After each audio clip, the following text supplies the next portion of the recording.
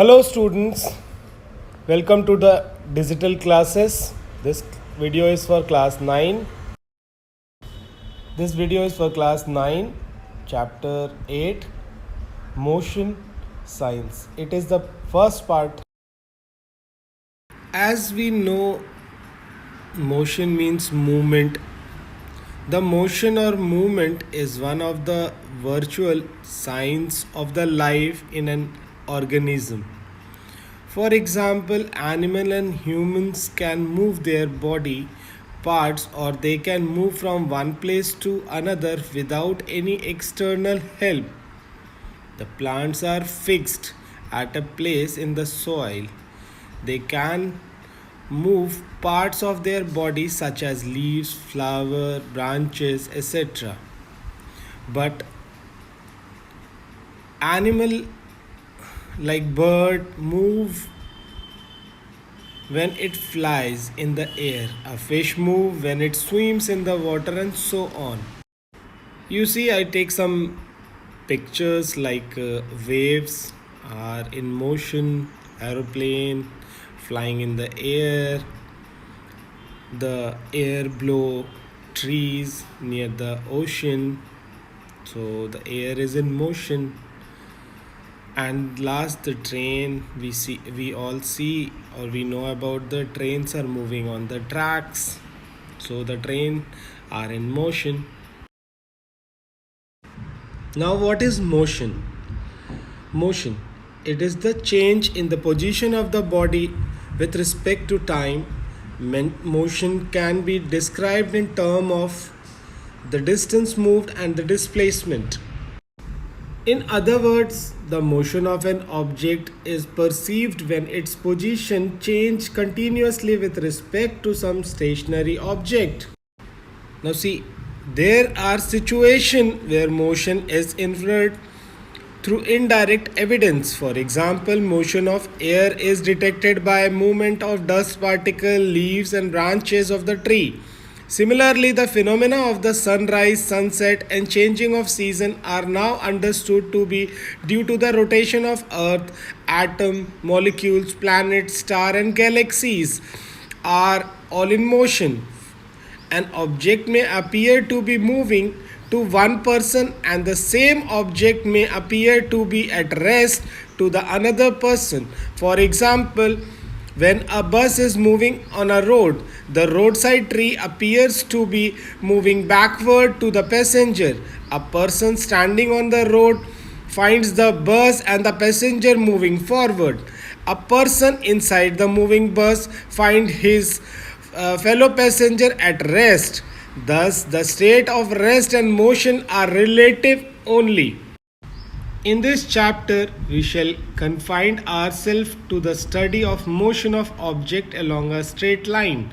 We shall use simple equation and graphs to represent such motions. Later on, we shall briefly discuss circular motion also. Now I am going to tell some important terms in this chapter so you will understand the chapter well. A body is said to be in a state of rest when its position does not change with respect to a reference point.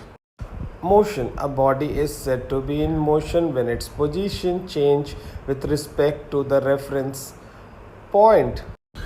Some motions like linear motion, circular motion, oscillatory motion. Now physical quantities. It is a physical property of material that can be measured. It has two types, scalar quantity and vector quantity. Scalar quantity, it is a physical quantity having only magnitude, not direction. For example, speed and distance.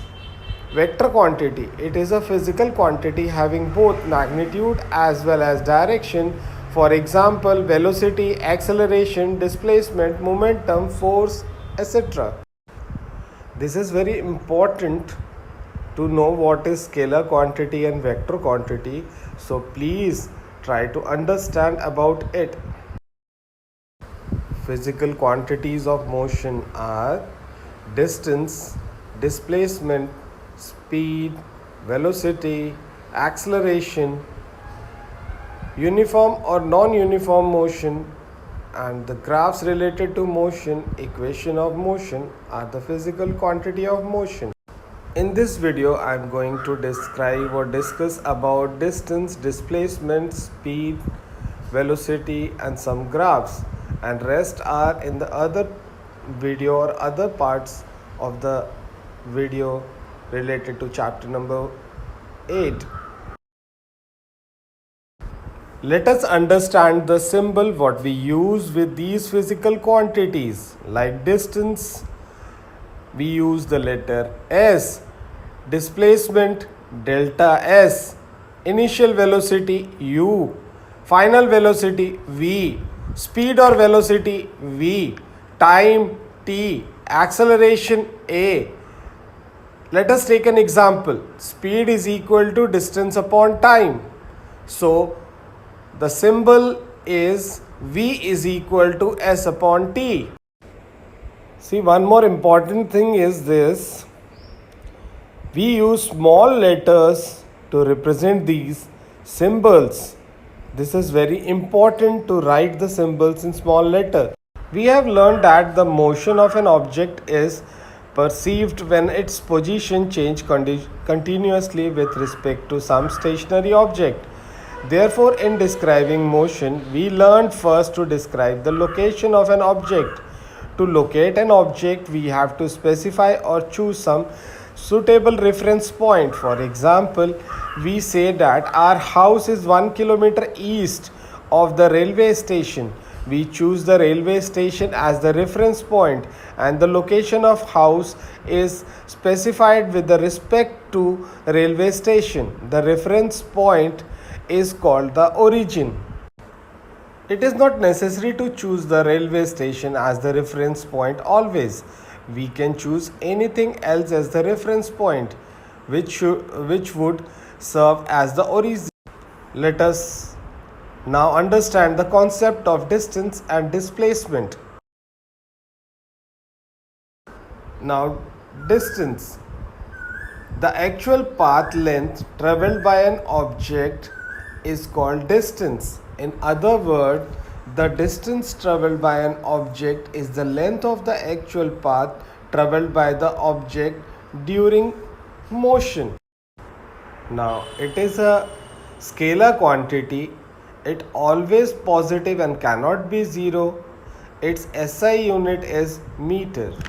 Let us take an example to understand good.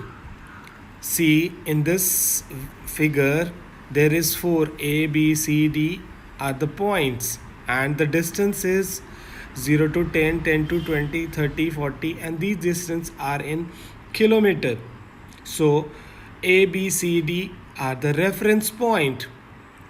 If the object start from A, it's the origin, means this is the initial position. Now, a person start from A, reaches to B. The distance is 40 kilometer. If it continue to C, the total distance is 60, but the distance between B and C is 20. Now it further moves to point D, means the total distance is 100 kilometer, but the distance between C and D is 40 kilometer. Further, he start his journey from D and it reaches to C, then B, then A. Now A, there is no motion, so the object it rests, but the distance traveled by the object is 200 kilometers. It starts from A, reaches to B, then C, then D, and in return it reaches to A again. See, the distance is a scalar quantity. There is magnitude only, not direction. Means direction is not involved in this motion. So the distance traveled by the object is 200 kilometer. See in the picture, the total distance covered in one lap is equal to 400 meter because it is a scalar quantity. Now the displacement, the shortest distance between the initial position and the final position is called displacement.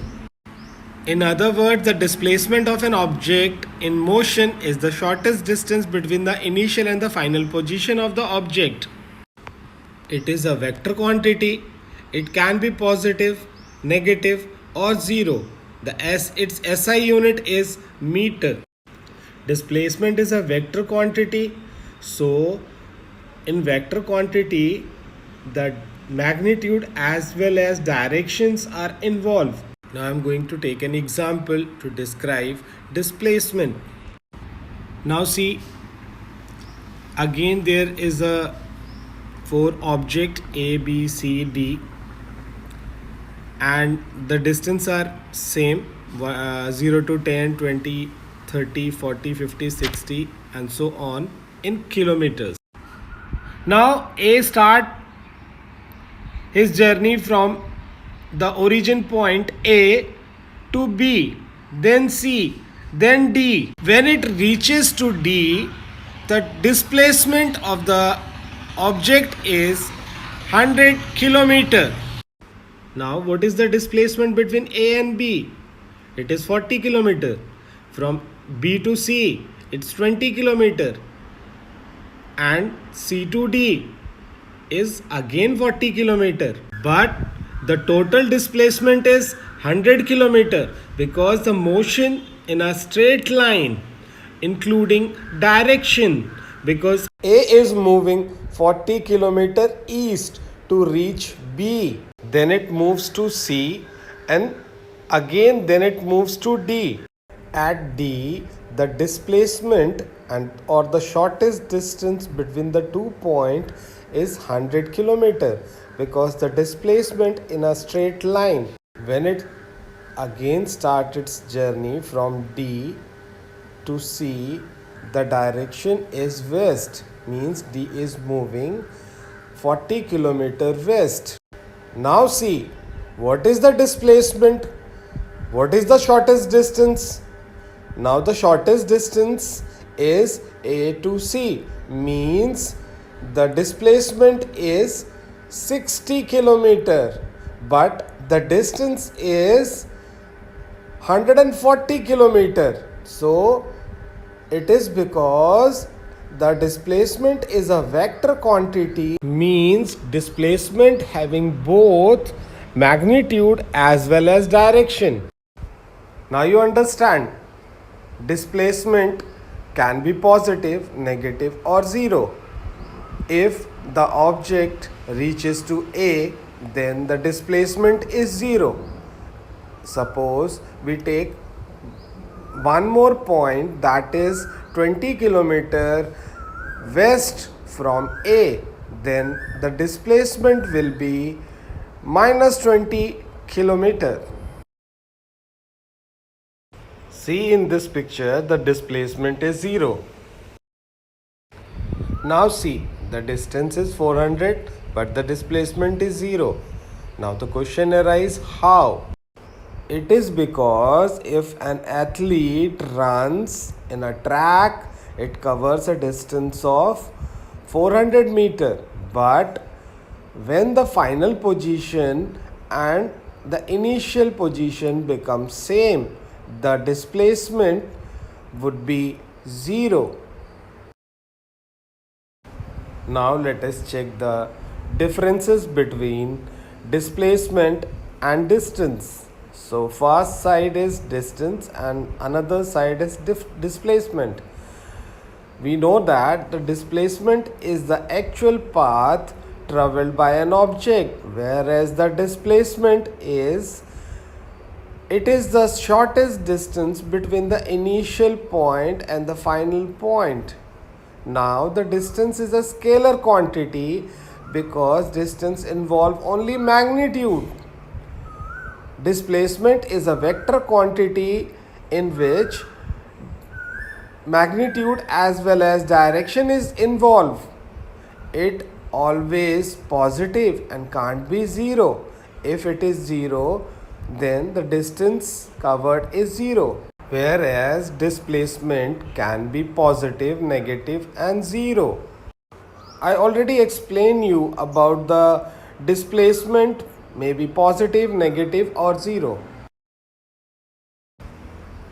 Types of motion. There is two type of motion. One is uniform motion and second is non-uniform motion. Now first we discuss uniform motion. When a body travel equal distance in equal interval of time, then the motion is said to be uniform motion. Now see the example.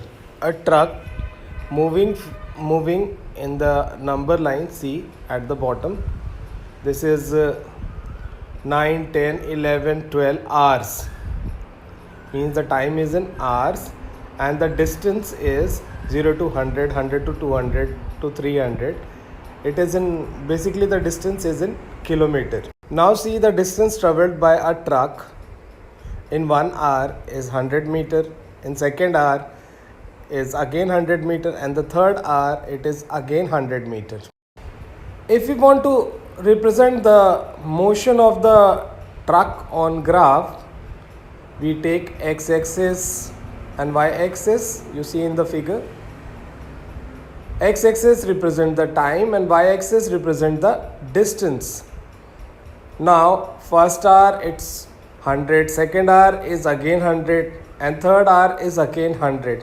It means the line is moving upward in a straight and showing the uniform motion or velocity of the truck. Now uniform motion. When a body travels unequal distance in equal interval of time, it is said to be non-uniform motion. Now there is a truck on a number line. 9, 10, 11 represent the time which is in hour and 0, 70 and 200 is the distance in kilometer. Suppose if we want to represent this in graph, same we take a graph paper. This is the x coordinate and y coordinate, x representing the time and y representing distance. The truck cover the distance of 70 km in first hour and 130 km in second hour. The motion of the truck is non-uniform as it travels unequal distance in equal interval of time. When we represent the non-uniform motion in graph, the line may be zigzag, curve either upward or downward. Another example, a body falling freely under gravity has non-uniform motion as it covers unequal distance in each second. The distance covered goes on increasing in every successive second on the account of acceleration due to gravity, so it is non-uniform motion. Now a train starting from one station and stopping at another has non-uniform motion. This is because when the train starts and pick up speed, the distance traveled per second goes on increasing, and when the train approaches the next station of stoppage, the distance traveled per second goes on decreasing. Now speed of a body is the distance traveled by the body in unit time. Speed is equal to distance upon time. In other words, the rate of the motion of a body is usually measured by finding the distance traveled by the body in unit time. The quantity is referred to as the speed of the body. Speed of the body is defined as the distance traveled by body in unit time. If a body travels a distance s in unit time, then its speed v is equal to s by t. The SI unit of speed is meter per second. Since the speed has only magnitude, so it is a scalar quantity. In this figure, you see there is two cars. The red car is at the speed of 30 meter per second and the another one, grey car, is at the speed of 40 meter per second. See, there is two type of speed. One is uniform speed and second is non-uniform speed or variable speed. Uniform speed. When a body travels equal distance in equal interval of time, howsoever small the interval may be, the speed of the body is said to be uniform. Non-uniform speed or the variable speed when a body covers unequal distance in equal interval of time. Howsoever small the interval may be, the speed of the body is said to be non-uniform or variable. In the next video, I will discuss more about speed. I think everyone can understand whatever I taught in this video.